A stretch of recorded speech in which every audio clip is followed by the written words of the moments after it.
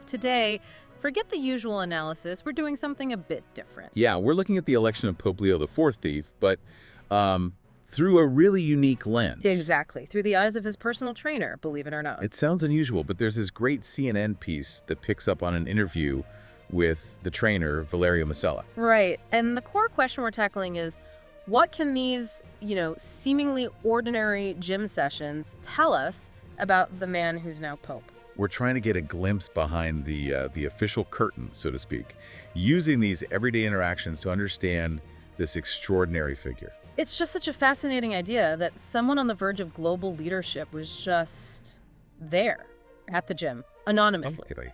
So let's start with that initial shock. The CNN article, pulling from Il Messaggero, mentions Masella's, utter surprise. He found out his client, Robert, was now Pope Leo IV.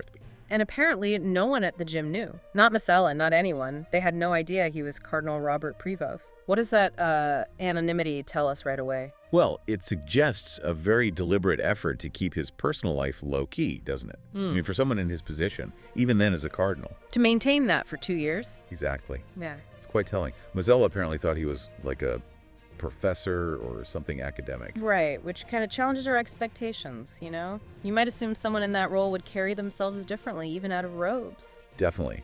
And the fact he never wore his cardinal attire to train just hammers that home. He wanted normalcy.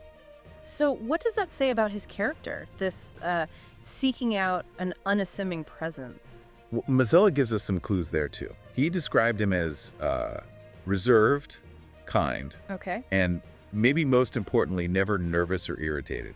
He called him a truly serene and balanced person. And that's based on regular contact, not just a one-off meeting. Precisely. Over 2 years. So you have to think, how might that kind of consistent serenity play into the massive job he has now? It makes you wonder, right? If that inner calm is sort of his anchor for dealing with all the complexities, it's a very human insight into potential leadership qualities. For sure.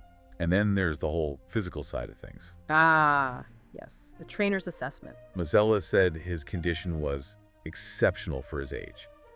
Excellent ratios of muscle, bone, fat mass. Which he put down to lifelong sport. Yeah, he said it was typical of someone who has never stopped playing sports. It wasn't just a recent health kick. Interesting. And the gym founder, Alessandro Tamburlani, chimed in on that too, didn't he? He did. He saw it as a good example, this blend of spirituality and sports training.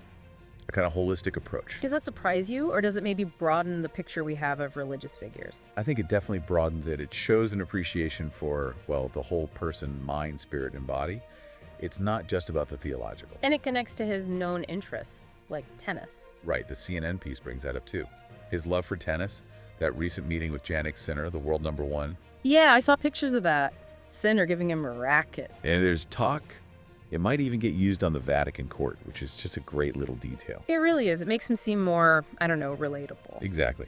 And it's not just tennis. His brother, John Prevost, revealed he's a Chicago White Sox fan. Get out of here, really? A White Sox fan? Apparently so. Yeah. Little details like that, they just paint a picture of someone with interests outside the Vatican walls, Someone connected to everyday culture. It definitely makes him feel less remote. You can see how maybe those shared interests could be a bridge to people. Absolutely.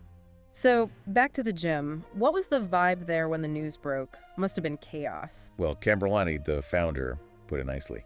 He said their joy was doubled or tripled. Doubled or tripled? How so?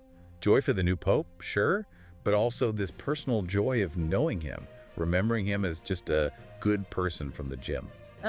So it wasn't just surprise, but real warmth there. Yeah, genuine positive feeling. It seems his quiet way really resonated with them.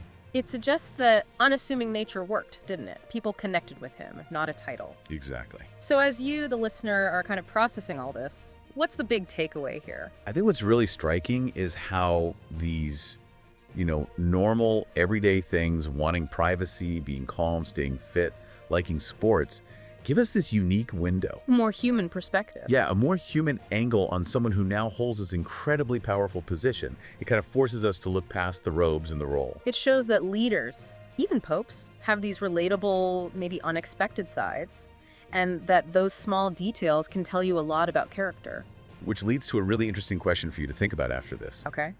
How might these very grounded, very human aspects of Pope Leo XIV's life, his discipline, his calm, his outside interests actually influence his papacy? Mm-hmm.